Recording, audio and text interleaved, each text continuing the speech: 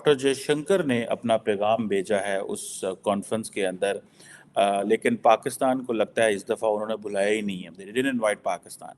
और जी बरकत होगी तो फलाना होगा, ढमकाना होगा। वो बरकत तब होगी जो तुम्हें पल्ले पड़ेगा, बात तुम्हारी समझ में आएगी, फिर बरकत पड़ेगी। हमारे वज़ीर आज़म साहब ने इनकार उस वक़्त इमरान खान साहब थे, उन्होंने इसलिए कर दिया था, उन्होंने कहा क्योंकि इनकार इसलिए बनता है क्योंकि हमें कहा गया था वीडियो पैगाम भेजो, अब और ख़ुद नहीं आपने आना। ठीक है जी। हम एटॉमिक पावर हैं अल्हम्दुलिल्लाह, उसके अलावा हमारे पास एक अच्छी फ़ौज है दुनिया की। लेकिन अनफॉर्चुनेटली अभी रिसेंटली जो हमारा एक इंटरनेशनली जो हमारा इमेज जा रहा है वो एक इतना अच्छा नहीं जा रहा। इधर तो ये मौलवियों से पूछते हैं जिनको कख नहीं पता होता। क्या क्या पूछते हैं खवातीन के जी नेल पेंट के साथ वुजू हो जाएगा। आज पाकिस्तान को आईएमएफ का प्रोग्राम जो है वो ऑलमोस्ट समझे मिल गया है और पाकिस्तान बड़ा खुश है, असली लुटियाँ पा रहे हैं। उसकी वजह यही है कि स्टाफ लेवल बेसिकली एग्रीमेंट जो हुआ वो हो चुका हुआ है और मेरा ख्याल है वो तकरीबन $1.1 बिलियन पाकिस्तान को देने जा रहे हैं। अभी हम आईएमएफ की कभी मिन्नतें कर रहे होते हैं, कभी हम दूसरे मुल्कों से कर्जा मांग रहे होते हैं। भाई इन चीज़ों की ज़रूरत ही नहीं पड़ेगी अगर आप प्रॉपर एक जो है बैठ के तय कर लें कि एक डेमोक्रेटिक जो वे है उसमें मुल्क को लेके आगे चलना है। अजीबो गरीब मसलन बच्ची ब्याही गई, कुरान के नीचे से गुजार रहे हैं, वो ये इस्तेमाल है कुरान का। कुरान पाक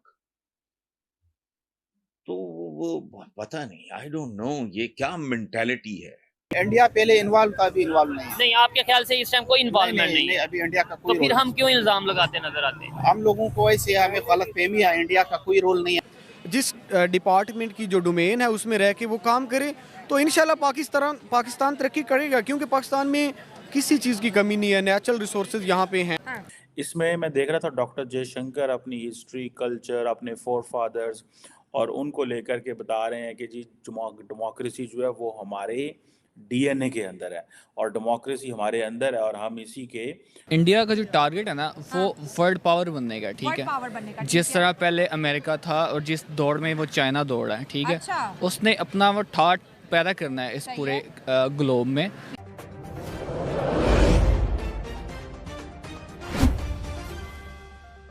डॉक्टर जयशंकर ने अपना पैगाम भेजा है उस कॉन्फ्रेंस के अंदर, लेकिन पाकिस्तान को लगता है इस दफ़ा उन्होंने बुलाया ही नहीं है। They didn't invite Pakistan. और इसको मैं मज़ीद कंफर्म करने की कोशिश करूँगा कि क्या क्यों नहीं बुलाया गया, ऐसी क्या वजह है, क्योंकि पाकिस्तान के फ़ॉरेन ऑफिस के किसी पेज पे ऐसी कोई चीज़ नहीं है कि हम कोई पैगाम नहीं है, इस हवाले से कोई पार्टिसिपेशन नहीं है। ये डेमोक्रेसी समिट जो है इसमें मैं देख रहा था डॉक्टर जयशंकर अपनी हिस्ट्री, कल्चर, अपने फोर फादर्स और उनको लेकर के बता रहे हैं कि जी डेमोक्रेसी जो है वो हमारे डीएनए के अंदर है और डेमोक्रेसी हमारे अंदर है और हम इसी के जिससे वो कहते हैं ना गीत गा रहे हैं और इसी को फॉलो करते हैं। और अभी क्योंकि इलेक्शंस भी आ रहे हैं, सो इज़ बिगेस्ट फेस्टिवल, इस तरह की बातें जो हैं वो की जा रही हैं। अब क्वेश्चन ये है कि रिसेंटली भी एक रिपोर्ट आई थी कि दुनिया के 100 ऐसे मुल्क हैं जो वो जिसे वो कहते हैं ना कि जिनके अंदर ये फ्रीडम वगैरह कम हो रही है। बहुत सारी रिपोर्ट्स आती रहती हैं। अभी इस वक्त फॉर एग्ज़ाम्पल दिस ईयर जो समिट का एजेंडा है वो 3-4 चीज़ों पे है। एक तो वो कहते हैं जी डिजिटल थ्रेट्स टू डेमोक्रेसी क्या हैं, जिसमें मिस इन्फॉर्मेशन है, आर्टिफिशियल इंटेलिजेंस है, डीप फेक है। डीप फेक बड़ा चैलेंजिंग चीज़ है कि आप चेहरा किसी का लगा दें, आवाज़ किसी की लगा दें और आम बंदा उसको समझ नहीं पाएगा, लेकिन आम बंदा यही समझेगा कि आपने नरेंद्र मोदी की जो है वो तस्वीर लगा दें और अल्फाज पीछे से कुछ और लगा दें। अगला बंदा जो कि प्रोसेस नहीं कर सकता उस इंफॉर्मेशन को या शायद बहुत ज़्यादा चीज़ों पर खबर ये आ रही है कि प्रॉपर पाकिस्तान आर्मी की चेक पोस्ट के ऊपर, बॉर्डर के ऊपर अफगान तालिबान ने अटैक किया है। क्या कहना चाहेंगे इस सारे सूरत हाल के ऊपर? एक बलोचिस्तान का शहरी, एक स्टूडेंट, क्या ओपिनियन रखता है? मेन रीजन ये है कि अमेरिका के इन्वॉल्वमेंट है यहाँ पे। बेसे एयर बेस दिए है अमेरिका को पाकिस्तान ने, ठीक है, मगर ये बेस नहीं देना चाहिए क्योंकि वहाँ पे वो भी कंट्री है, वो भी चाहते हैं कि हम लोग इंडिपेंडेंट रहे, हम लोग इंडिपेंडेंट वो कर ले। मगर यहाँ पे जो अगर ये बेसिस दे रहे हैं तो वहाँ पे इनडायरेक्टली इफेक्ट पड़ रहा है उन लोगों पे कि वो ये समझ रहे कि हम पे वापस जो है पुराने जो पिछले सालों की लड़ाई थी वही दोबारा जो है कॉन्फ्लिक्ट दोबारा स्टार्ट होंगे। तो इस वजह से तालिबान जो है इस चीज़ को वो नहीं मान रहे कि पाकिस्तान के साथ हमारे रिलेशन रहे, नहीं, दो इस्लामिक कंट्री है, नेबर कंट्री भी है, और अगर अड्डों की बात करें जो अमेरिका को दिए ड्रोन अटैक के लिए, वो तो आपको नहीं लगता थोड़ी अब पीछे पास्ट की बात हो गई? अब रिसेंटली क्या ऐसा अचानक इशू बना कि हमें भी स्ट्राइक करनी पड़ी, उन्हें भी? हाँ, नो डाउट हमारा ये हमारी गवर्नमेंट का ये शिकवा रहता है कि भाई अफगान तालिबान की तरफ से या अफगानिस्तान की तरफ से अटैक होते रहते हैं, दहशतगर्द यहाँ पे आते हैं। सेकंड इशू ये है कि डिपोर्टेशन जो यहाँ पे जो डिपोर्टेशन का मसला चल रहा है, इस पे भी वो लोग जो है चीज एक्सेप्ट नहीं कर रहे, क्योंकि दुनिया इंटरनेशनल रूल ये है कि 40 साल से जो कोई भी महाजर कहीं से माइग्रेट करके किसी भी कंट्री में जो सिटीजनशिप देना चाहिए, मगर ये डिपोर्टेशन का भी बिग इशू है। ठीक है, एक जो फर्स्ट पेज था, उन लोगों ने दिसंबर में जो है डिपोर्ट किया था, काफी लोगों को डिपोर्ट किया। तो अब तो खबर यह है कि 5 लाख के करीब ऑलमोस्ट मजीद जो अफगान महाजरीन पाकिस्तान में मौजूद है उन्हें भी वापस भेजा जाएगा अफगानिस्तान। मगर ये है कि ये नहीं भेजे, बेहतर ये है कि दुनिया के रूल ये कह रहे हैं कि 40 साल से जो कोई बंदा कोई भी माइग्रेट करके वहाँ पे रहे तो उसको सिटीजनशिप दे दे,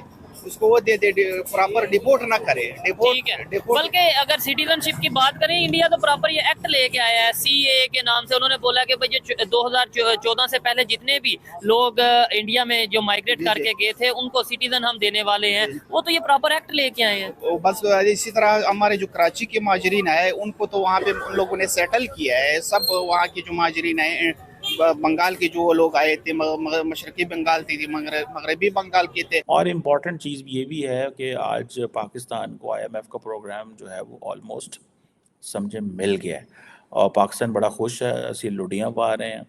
उसकी वजह यही है कि स्टाफ लेवल बेसिकली एग्रीमेंट जो हुआ वो हो चुका हुआ है और मेरा ख्याल है वो तकरीबन $1.1 बिलियन पाकिस्तान को देने जा रहे हैं। बहरहाल ये जो क्वेश्चन है कि जी भारत जो है उस डेमोक्रेसी समिट के अंदर है लेकिन पाकिस्तान ने जाने से इनकार कर दिया था लास्ट 2 दफ़ा, और हमारे वज़ीर आज़म साहब ने इनकार उस वक़्त इमरान खान साहब थे, उन्होंने इसलिए कर दिया था, उन्होंने कहा क्योंकि इनकार इसलिए बनता है क्योंकि हमें कहा गया था वीडियो पे काम भेजो, अब और ख़ुद नहीं आपने आना। ठीक है जी। अच्छा, बाइडन साहब ने पिछली दफ़ा भी पूरी दुनिया की लीडरशिप को बुलाया, इमरान खान साहब को भी बुलाया, मोदी साहब को भी बुलाया, सबको बुलाया। तकरीबन 120 मुल्कों की civil society groups, technology companies और पूरे लोगों को बुलाया गया और वहाँ पे ये चीज़ें डिस्कशन हुई। लेकिन जिसे वो कहते हैं ना, हमारे लोग वहाँ पे नहीं गए और कोई रीज़न भी नहीं दी, और सुनने में ये आया कि क्योंकि चाइना को इनवाइट नहीं किया गया तो पाकिस्तान भी इससे बाहर रहा। अगर तो ये लॉजिक है तो ये बड़ी भोंडी पाकिस्तान की लॉजिक है। चाइना हमारा बड़ा इंपॉर्टेंट प्लेयर है, बड़ा इंपॉर्टेंट पार्टनर है। वैसे मैं आपको मज़े की बात बताऊं, those who are decision makers, उनके ऊपर किस किस्म के प्रेशर होंगे